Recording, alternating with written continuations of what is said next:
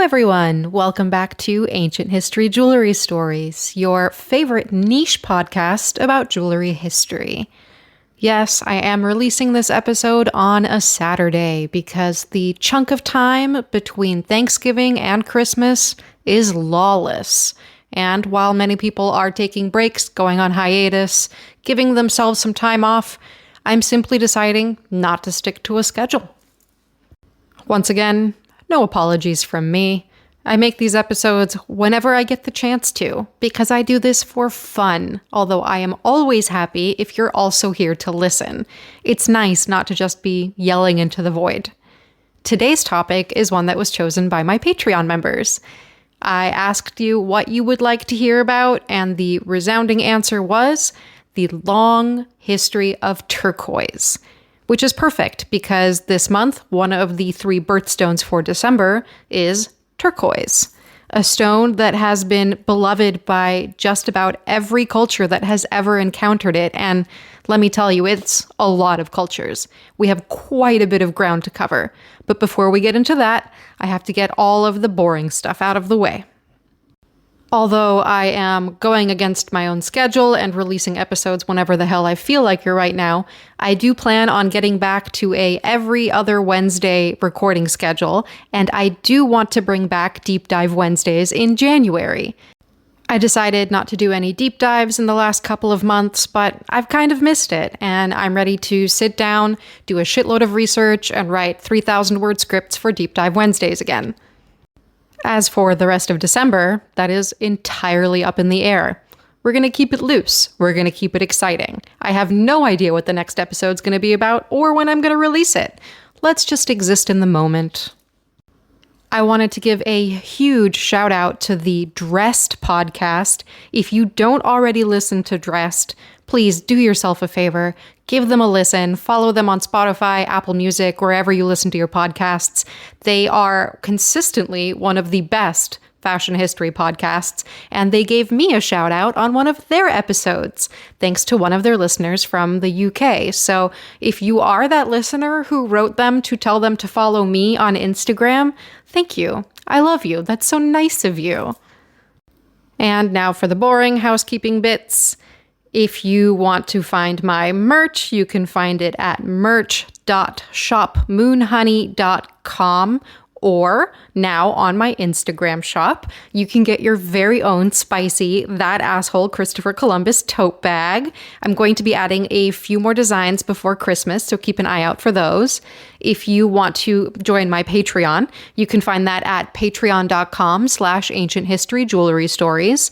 As always, I like to brag that I take no orders from anyone, so I don't take input and suggestions unless you join at the $5 a month tier, where I sometimes put out polls, like the one that determined this podcast topic. If you are not here because you already follow me on Instagram, TikTok, or YouTube, hello, welcome, nice to have you here.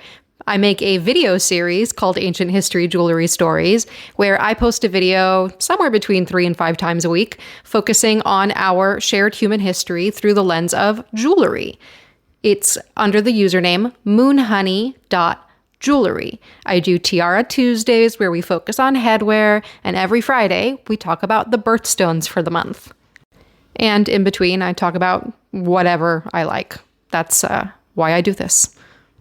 And the last boring bit, if you want to see my metalsmithing work, the jewelry that I make, often inspired by ancient jewelry using ancient techniques, you can find that at shopmoonhoney.com.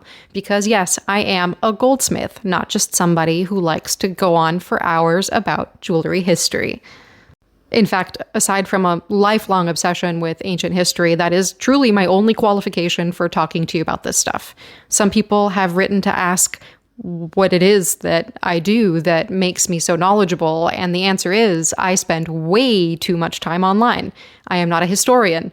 I am not a teacher. I am just someone with a deep, abiding, all-consuming love for ancient jewelry and modern jewelry. Let's be fair. So with all that out of the way, let's get to the thing we're all here to talk about. The incredibly long history of turquoise in human adornment.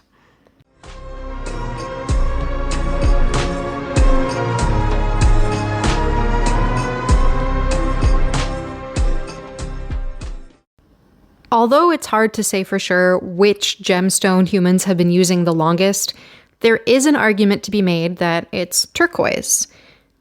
This is because turquoise is often found in copper deposits. Copper is also the element that gives turquoise its bright blue color.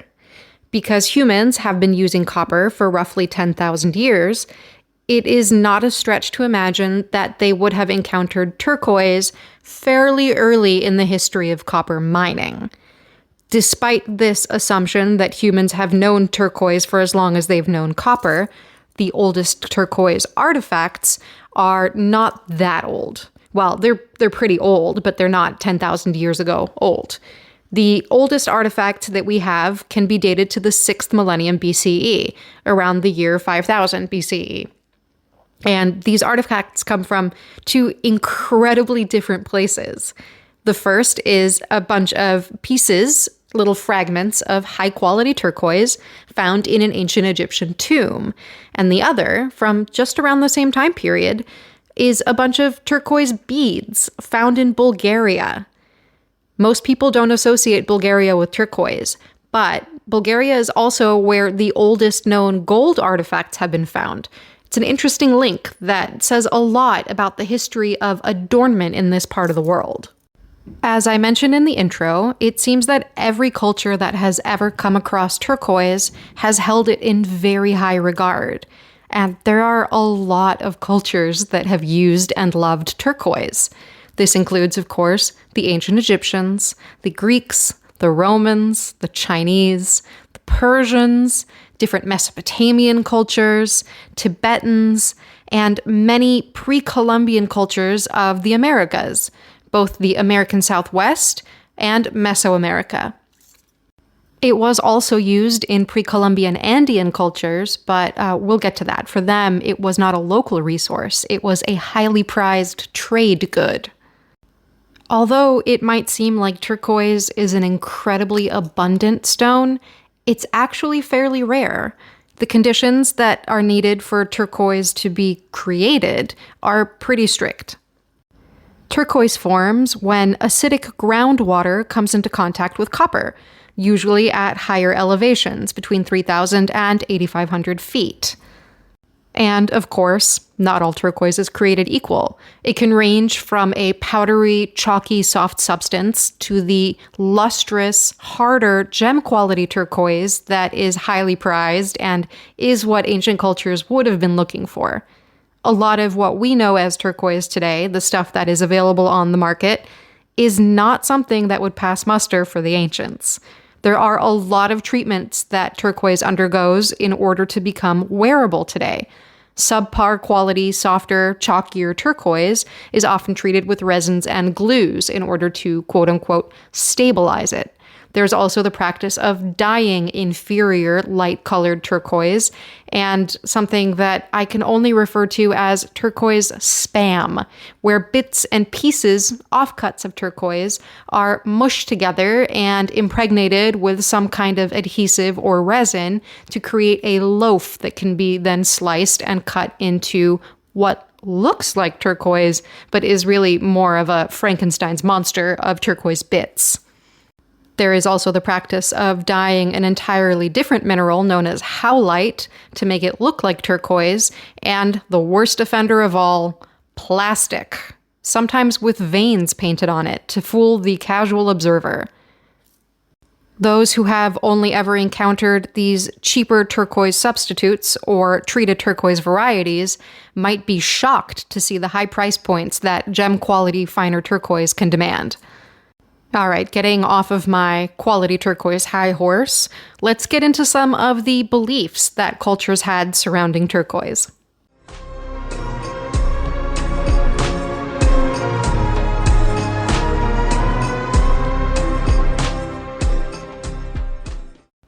Let's start with one of the cultures that is most often tied to turquoise, the ancient Egyptians. Their word for the stone was mifkat, which meant joy or delight. And, unsurprisingly, the stone was closely associated with the goddess of joy, who was also the goddess of the sky and the goddess of fertility, Hathor. They believed turquoise was a protective stone, and it was very often used in royal regalia. One thing we're going to see as a recurring motif in the history of turquoise, regardless of what part of the world and what era we're talking about, is the belief that turquoise was a protective stone. In fact, in a lot of Mediterranean and Middle Eastern cultures, blue stones in particular are still considered to be protective stones. You might know of the concept of the evil eye, the blue circle with another circle inside of it, a stylized eye, that is so popular in especially Turkish culture, but has sort of filtered its way throughout the rest of the world. In fact, in Turkish, we have a phrase just for blue stone, mavi boncuk, blue gem, which refers to a protective stone that can ward off the evil eye or evil intentions. Anyway, back to turquoise. In ancient Egypt, turquoise was very often used in conjunction with carnelian and lapis lazuli. Both of those are stones that are also contenders for oldest gems ever used. I don't think we will ever really know which one holds the title, but the ancient Egyptians were very fond of combining the three to create a beautiful palette of dark blue, light blue, and bright orange red. Although we see a profusion of turquoise throughout ancient Egypt, as inlays in jewelry carved into scarabs and other amulets, sometimes fashioned into small statuettes, a lot of this material is actually not turquoise at all. As I said, turquoise is not that common, especially gem-quality turquoise, and in the last 20 years, archaeologists and scholars have been taking a closer look at all of the supposed turquoise from ancient Egypt. A lot of museum collections have been reassessed and have been found to not have as much turquoise as we initially suspected. A lot of the material is actually faience, or faience, depending on how you would like to pronounce it, which is a type of ceramic with a bright colored glaze. And later on, a lot of it is actually blue glass. This profusion of simulated turquoise tells you just how important this stone would have been to the ancient Egyptians. Now, the real stuff, the actual turquoise, was being mined nearby. The turquoise used in ancient Egypt was coming from mines in the Sinai Peninsula, although it was in pretty scarce supply. The turquoise coming from the Sinai Peninsula is especially fine quality stuff. It exhibits a bit of translucence, which is very rare for turquoise, which is most often completely opaque. And despite the scarcity of turquoise, it was ground down to create a powder that was used as pigment. It was especially important for achieving vibrant blues seen in frescoes in Egyptian tombs. They valued the stone so much that it was used for these sacred ceremonial purposes, even in the form of paint. Turquoise was also incredibly precious to the ancient Persians, and it's still very highly regarded in modern-day Iran. Persian turquoise has become synonymous with a particular color, a very vibrant robin's egg blue, and now in modern days, when we call a piece of turquoise Persian turquoise, it doesn't actually mean that that's its place of origin. We're talking about the very special bright blue color. Persian turquoise also often has very few veins running through it. If you're familiar with some American turquoise varieties, the famed Sleeping Beauty turquoise would be considered Persian turquoise. The Persians have an incredibly long history with turquoise. They called the stone piruze, and it was associated with victory, which is also what the word meant, prosperity, and protection from danger. There are archaeological discoveries in this part of the world that suggest that turquoise was being mined as far back as 7000 BCE. That is about 2,000 years earlier than the oldest known artifacts, and certainly much, much earlier than any of the first mining attempts in Egypt. The trading of turquoise was an incredibly important part of the Persian economy for thousands of years, and from here, it found its way further west and south via the Silk Road, which, if you don't know, was a network of trade routes connecting the Middle East and Asia with Europe and the Mediterranean. That is where Europe got a lot of its best goods for a few thousand years. This trade route is probably also why we came to call the stone turquoise. This comes from the French words pierre turquoise, which means Turkish stone, which seems to suggest that medieval Europeans believed that the stone originated in Turkey. As a Turk, I would love to take credit for turquoise, but unfortunately, it does not come from our chunk of the world. We do, however, have a deep and abiding love for turquoise.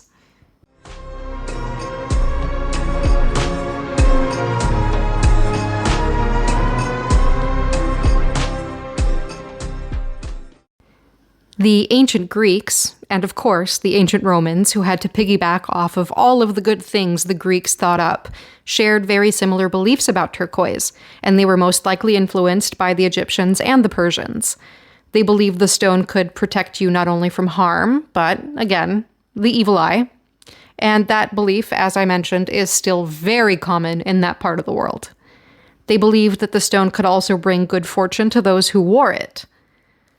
This is echoed in the sentiments of a lot of other cultures, especially pre-Columbian Native American cultures. We'll get to them in a little bit. Though the Greeks and Romans prized turquoise, it was not used as abundantly in their adornment as it was in ancient Egypt and Persia. And just skipping back a little bit because I realized I forgot to mention the ancient Mesopotamian civilizations, the Sumerians, Assyrians, Babylonians, they also loved turquoise, and there are multiple pieces that were found at both Nimrud and the royal tombs of Ur that are set with multiple colors of turquoise. Though there isn't as much documentation, it's not difficult to assume that they ascribed a lot of the same beliefs to turquoise as the ancient Persians.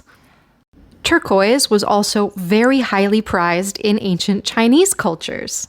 They have a very interesting belief about turquoise. The Chinese believed that turquoise was a fossil that came from pine trees, and the Chinese name for turquoise means blue pine tree fossil. Now, in the modern world, China is one of the world's largest suppliers of turquoise, but once upon a time, some was mined in China, but even more of it was traded, coming from Mongols, Persians, and Turks. Turquoise has been mined, traded, and used in China for over 2,000 years, and they have some exceptional examples of incredibly intricate turquoise inlay in jewelry and ceremonial objects like daggers. There are actually multiple legends tying turquoise to pine trees, but one in particular that I really like comes from somewhere around 700 to 800 CE, and it's a legend about an old pine tree that wanted to transform into a dragon, which is a very noble goal, especially for a pine tree. Apparently, a famous Taoist master passed by, pointed at the pine tree, and said, "This tree is more than 3,000 years old. It can't transform into a dragon. It can only petrify and become stone." Just after he spoke those words, a storm and thunder struck, and the pine tree broke apart into several big chunks of turquoise. The spot where this supposedly happened has become an area of interest and pilgrimage in China, and there are even Qing dynasty poems about how this ancient pine tree turned into turquoise instead of fulfilling its wish of becoming a dragon. Not too far away, in Tibet, turquoise is very important culturally. It has long been considered the sky stone, and it's been in use since at least 1000 BCE. It's been used as a form of currency in Tibet for millennia, and they even separate it into 6 different grades according to value. To them, the most valuable form of turquoise is worth more than gold. It's still such an integral and important part of Tibetan culture.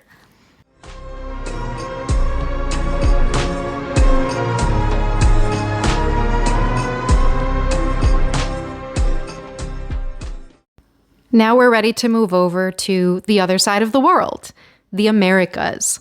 There are a lot of people who associate turquoise only with Native American culture. In fact, it's become kind of a running theme on social media for people to tell others that they cannot use turquoise in their crafts or cannot wear turquoise if they are not Native American. That's crazy talk. Turquoise has, as you've heard, been used by many cultures all around the world for thousands and thousands and thousands of years. Should you be making traditional Navajo or Zuni style jewelry if you are not, in fact, Navajo or Zuni? No, of course not. That's cultural appropriation. Is it okay to wear turquoise or craft with turquoise? Yes, of course. To say otherwise is the kind of gatekeeping that nobody needs. Turquoise in the United States is most often associated with the Southwest, particularly New Mexico and Arizona. Multiple indigenous groups of North America were using turquoise for at least 1,200 years before Spanish conquistadors came to fuck everything up, probably longer than that. There are multiple mines that have actually been in active use for over 1,000 years. One of the oldest being the Kingman mine in Arizona, which has been actively mined for over 1,000 years and is still producing incredible high-quality turquoise. The most significant period of turquoise mining in the North American Southwest dates to between 1350 and 1600 CE. There are quite a few different Native American cultures that have mined, used, and treasured turquoise. The Apache believe that turquoise is what you're going to find at the end of a rainbow. And I love that. I think the Tibetans would be thrilled to hear that instead of a pot of gold, you find some good quality turquoise. They would attach turquoise to bows when hunting in order to enhance their accuracy. For the Zuni people, turquoise represents Awona Wilona, their life-giving deity who is the male and female embodiment of the power of the sun. The Navajo people have more than one myth regarding the creation of turquoise, but there's one in particular that I really love.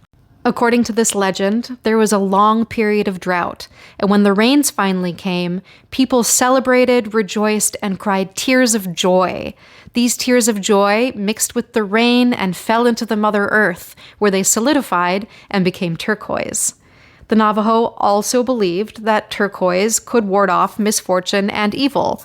There it is again, that theme coming back around, and because of this, they would store it in baskets or hang turquoise from the ceiling. The Hopi people had a particularly fun legend about the creation of turquoise. They believed that it was the excrement of a lizard, and this lizard traveled between the upper and lower worlds. Because of this, it was often worn and carried by miners when they went underground in order to give them strength and protection. The Ojibwe people incorporated turquoise into dream catchers, once again coming back to this idea that turquoise could protect from bad intentions and evil spirits. It would be woven into the center of the dreamcatcher's web in order to snatch bad dreams and protect children from evil thoughts. The Acoma people had a myth that their creator, Latiku, taught them how to make beads out of turquoise and shell. These beads would imbue the wearer with attractiveness and make them beloved. The Kiowa people have an especially strong connection to turquoise jewelry and adornment. They have a history of turquoise bead making that spans over 2,000 years. They're located very close to the oldest known turquoise mine in the United States, the Cerritos mines in New Mexico. There's evidence that they have been mined since around 200 BCE. In the Kiowa creation myths, they were given a particular responsibility. They were supposed to be the suppliers of beads, earrings, and other forms of turquoise jewelry to their neighbors. I do think it's very interesting to note that while the combination of silver and turquoise in jewelry is so strongly associated with Native American tribes, especially the Navajo and the Zuni, for the majority of the history of turquoise mining in North America, they were actually forming beads. Silversmithing is not something that really came into play until the middle of the 19th century. It began with the Navajo learning silversmithing and then incorporating turquoise into that work and teaching the Zuni people silversmithing as well. So the practice of making silver and turquoise jewelry is less than 200 years old.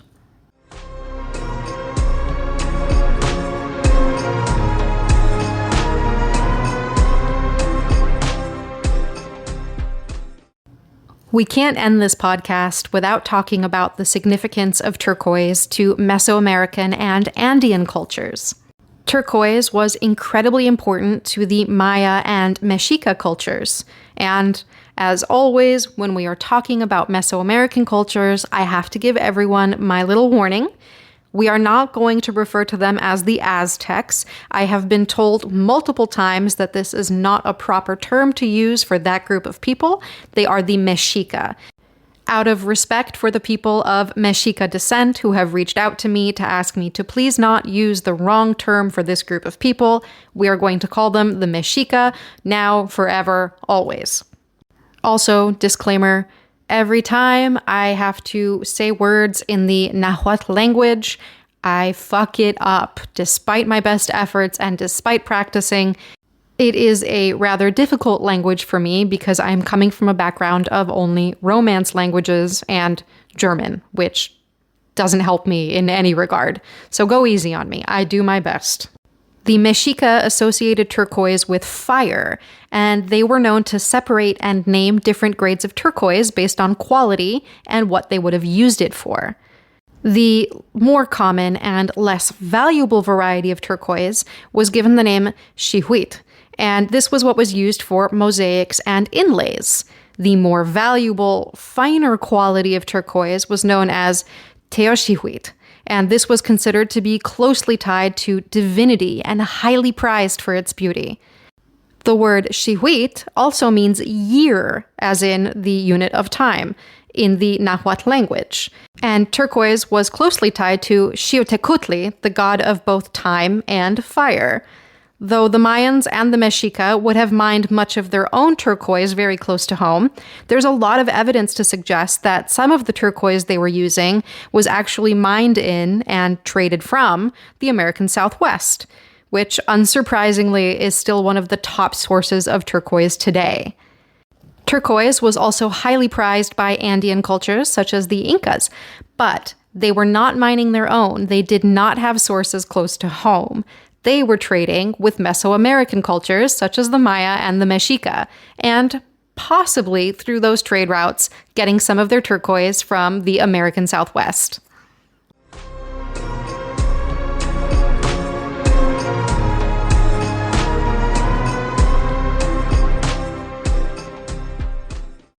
Phew, okay, here we are at the end of the episode.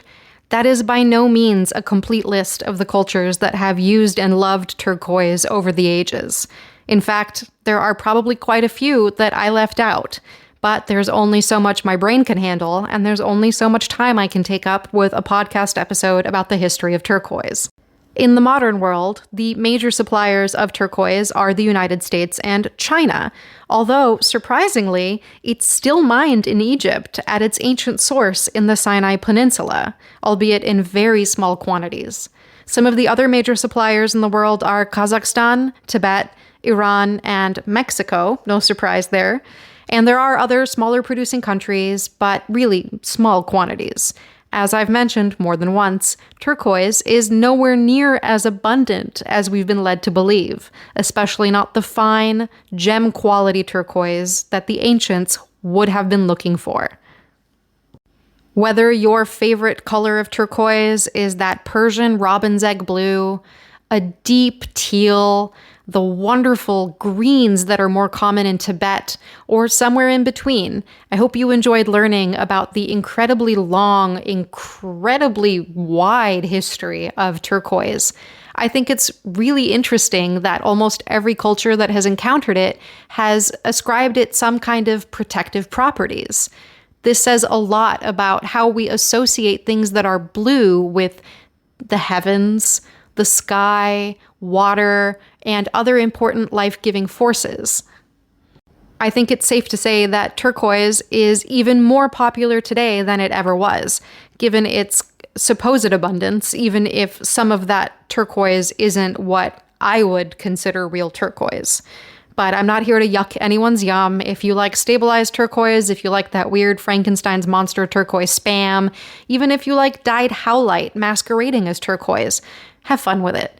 It's an abundant material now that there are so many varieties of treated turquoise on the market, which makes it more accessible and more affordable, and that's almost never a bad thing. As always, at the end of the episode, I have to thank everyone for listening. Thank you for being here. Thank you for giving me the space to yell into the void about jewelry history. Thank you for helping me choose this topic. I think I'm culturally obligated to love turquoise. It is, in fact, the pierre turquoise, the Turkish stone. I've loved it since I was a little kid, and I think there are a lot of people who feel the same way about this stone. If you enjoyed this episode, please leave me a rating and review. If you did not enjoy this episode, don't tell me about it.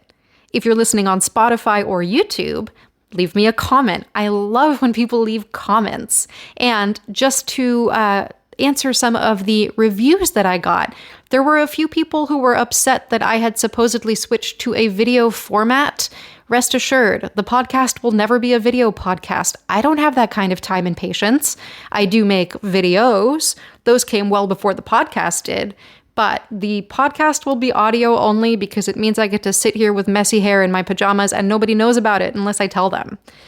Please consider following me on whatever platform you're listening on if you aren't already. If you want to follow my videos, find me on Instagram, TikTok, and YouTube under moonhoney.jewelry. If you want to find my merch, it's merch.shopmoonhoney.com. I've got a Queen Victoria and a Josephine Bonaparte bag in the works. And of course, as I've mentioned before, a spicy That Asshole Christopher Columbus bag. I like to carry mine to the farmer's market. It makes people look at me funny. And if you'd like to see my metalsmithing work, the jewelry that I make, that's shopmoonhoney.com. Oh yes, of course, last but not least, if you'd like to have some kind of say, however small, however infrequent, in the kind of content that I make, join me on Patreon at patreon.com/ancienthistoryjewelrystories. You guys are awesome. I appreciate you all. Thanks for being here, and I'll see you when I see you this month, whenever that next episode is, for more ancient history jewelry stories.